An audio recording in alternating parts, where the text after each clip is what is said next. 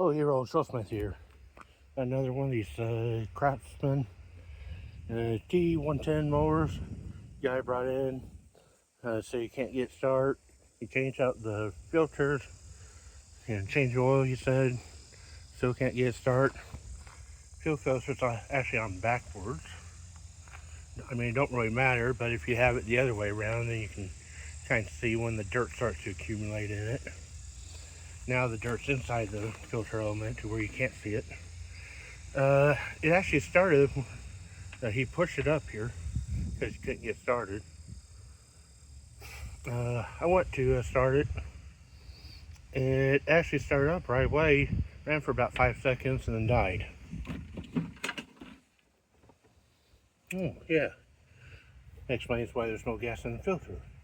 There's no gas in the tank either. And then the battery went dead on me. It's actually a bad battery, so I gotta get a new battery. I put gas in it, and then we'll see if it runs. And then we had John Deere here, couldn't get started, and needs a new wheel or tire or whatever. But when I flipped it up, the battery's just saying they're unhooked. But yeah, that battery's bad, dead too, so fixing to get 2 batteries here.